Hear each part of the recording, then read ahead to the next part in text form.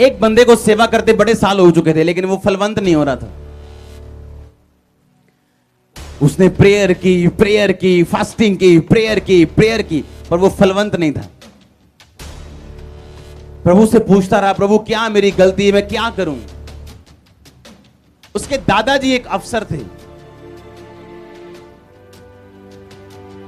और उसके दादाजी के घर में एक पिक्चर लगी थी, बड़ी महंगी पेंटिंग लगी थी, जहां पे कुछ ऐसी पिक्चर्स थी जो शैतानी थी।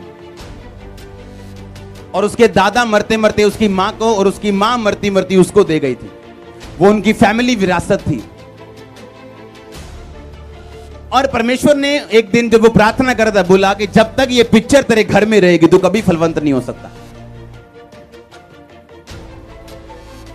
उसका एक केस लगा हुआ था कोर्ट में।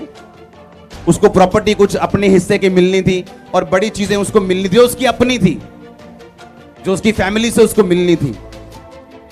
और उसके वकील से गलती हो गई और वो डिले हो गई 4 साल, 5 साल, 7 साल।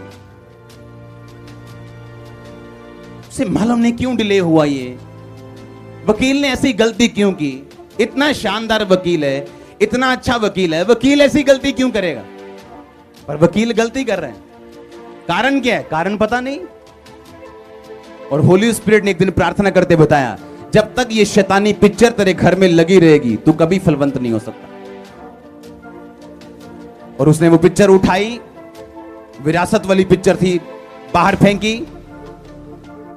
उसके घर की कीमत 3 गुना हो चुकी थी। कुछ देर बाद उसने अपना घर बेचा, सेवकाई में लगा दिया। उसकी प्रॉपर्टी वापस आना शुरू हो गई, लोगों ने उसे इनवाइट करना शुरू कर दिया, उसका काम बढ़ना शुरू हुआ। लेकिन कब कुछ ऐसे श्राप हैं आपकी फैमिली में जो ऐसी चीजों के साथ आपकी लाइफ के ऊपर है। वो एक धागा हो सकता है, एक रीति रिवाज हो सकता है। परमेश्वर ने कहा था, मूसा जब तुम इस्राएलियों को लेके जाओ और देशों को मारो, उनकी किसी सोने और चांदी का लालच ना करना, जो उनके देवी देवताओं पे लगे हैं उनकी किसी भी वस्तु का लालच ना करना। एक इजरायली ने कुछ रख लिया था अपने पास, कुछ चांदी रख ली, कुछ रख लिया, और वो चांदी के ऊपर उनकी मूर्तें, उनके देवी देवताओं की खुदी होती थी। और इस वजह से बाइबल कहती है कि उसका घर श्रापित रहा और पूरे इजराइल के ऊपर एक श्राप आया। आप चाहे जितने मर्जी धर्मी क्यों ना हो,